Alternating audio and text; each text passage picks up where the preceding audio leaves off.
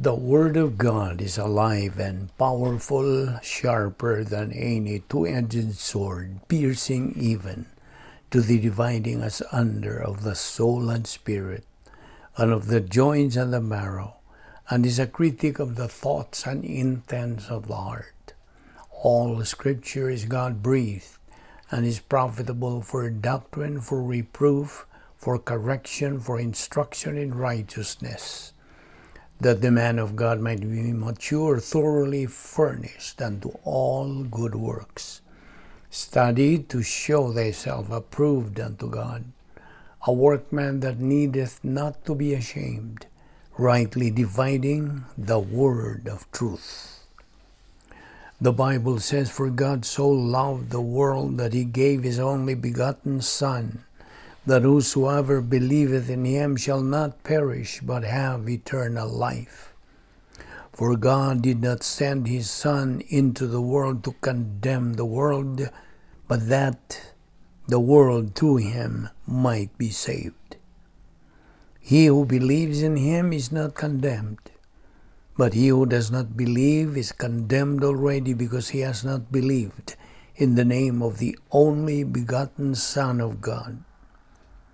But as many as received him, he gave the right to become children of God to those who believe in his name." Before we start our Bible study today, if you are a believer in the Lord Jesus Christ, be sure you have named all your known sins privately to God the Father.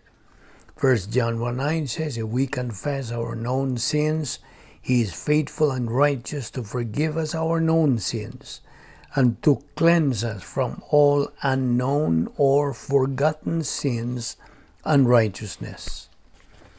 And after you do that, you will be in fellowship with God, filled with the Holy Spirit and ready to learn Bible doctrine from the Word of God.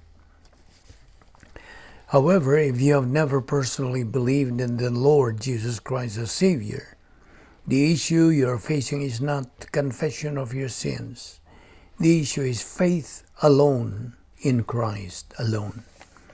John 3:36 says, "He who believes in the Son has eternal life, but he who does not obey the command to believe in the Son shall not see life, but the wrath of God abideth on him." Therefore, let us pray.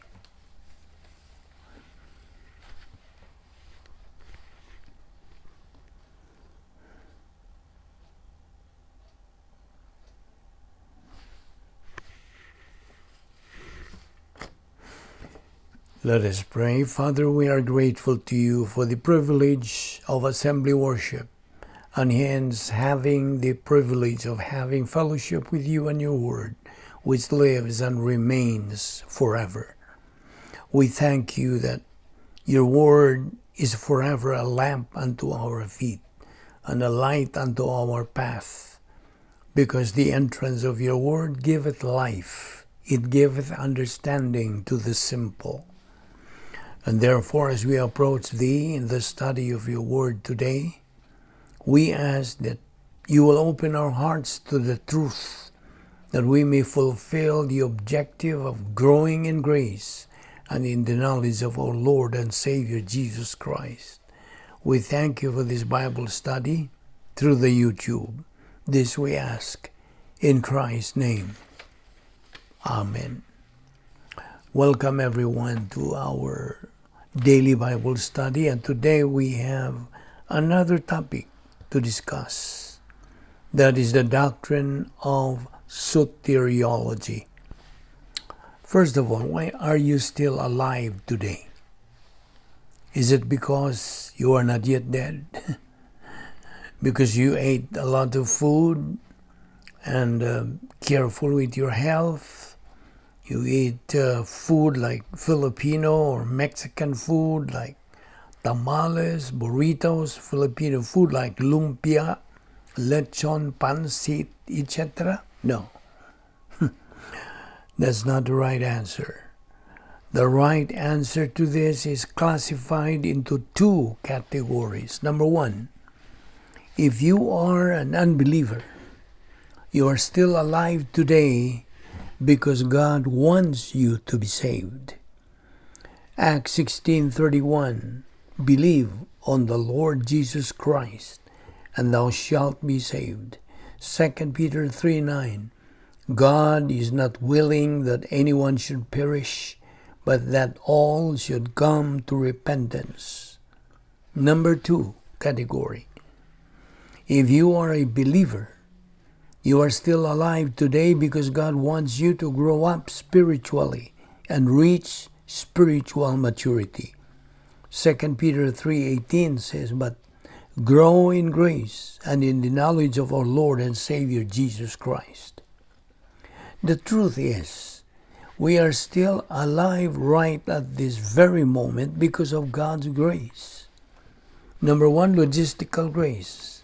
We call it lesser blessing, to sustain us and still be alive so we can take in the Word of God and grow by it.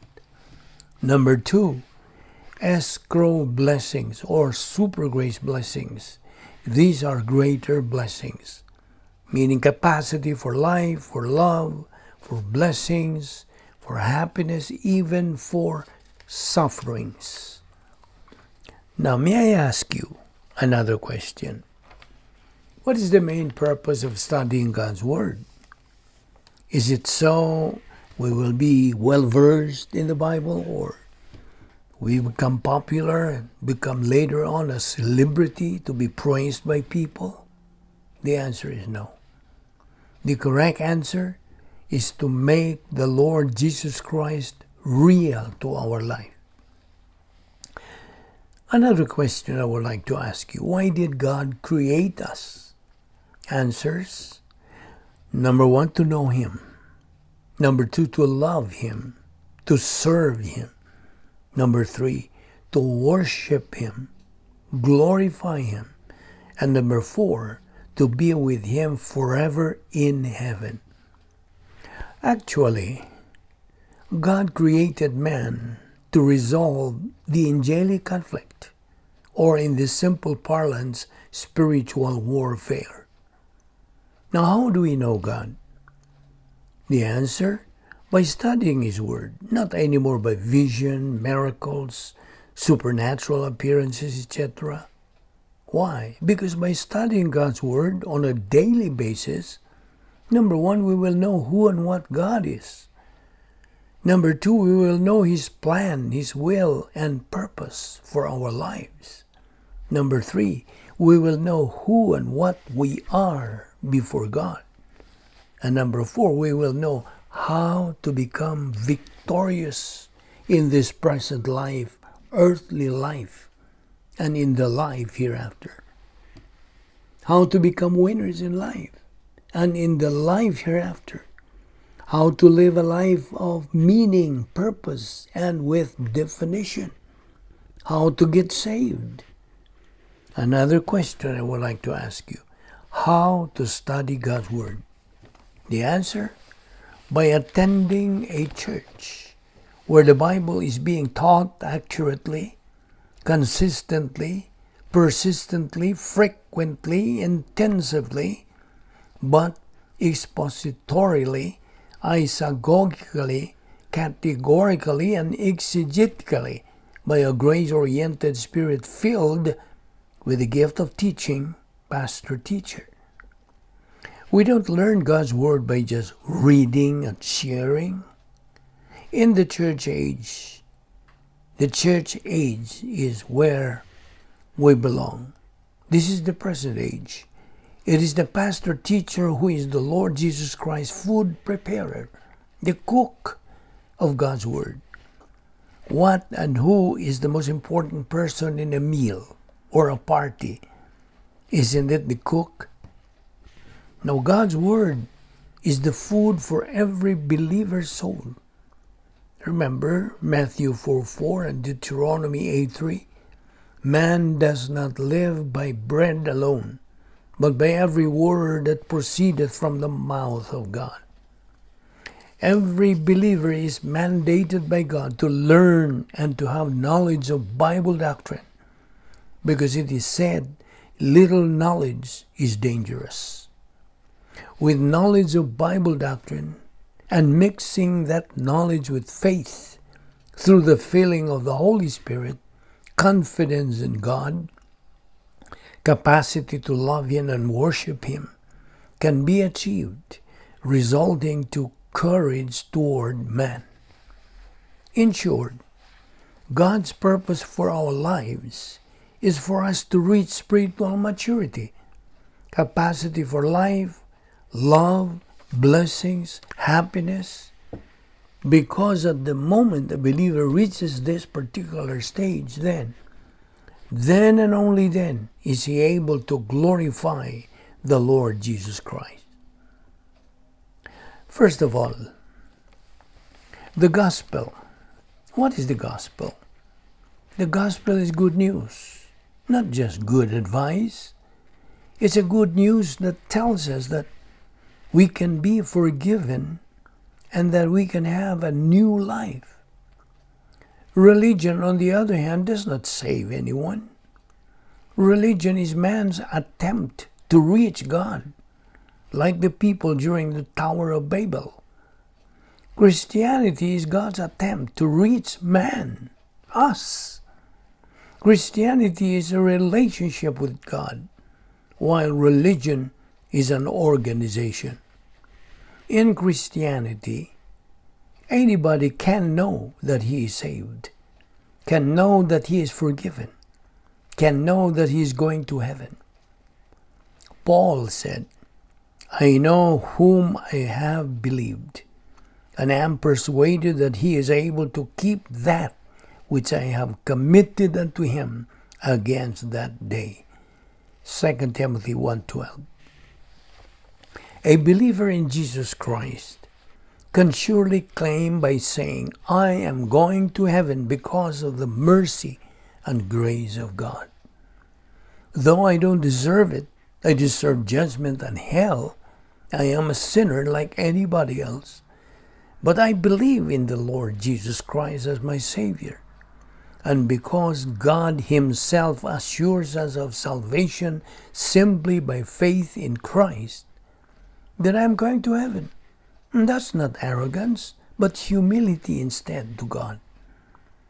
However, unbelievers do cling to their self-righteousness and false obedience, pseudo Christianity. They see no need of a Savior. Here is a false belief. These people say we are in the brotherhood of men under the fatherhood of God. Well, what about Galatians 4:5-7? Unless we have received the spirit of adoption, we have no right to call God Father. You know, one reason of an unbeliever's hardness of heart, negative volition towards the gospel, is his fanatical religious background with his preconceived notions. He would say, well, I'll stick to my religion because we are the majority. That is the quintessence of stupidity. Now let an unbeliever read Matthew 7:13 and 14, which says, Enter the narrow gate, for wide is the gate and broad is the road that leads to destruction, and many enter through it. But small is the gate and narrow is the road that leads to life, but only a few find it. Well, after all, however, it is a matter of choice. That's why our Lord Jesus Christ did not come to establish peace, but a division. Luke 12:49-53. That means a division occurs in a family when one or two become believers and the rest of the family remains to be unbelievers. But one with God is a majority.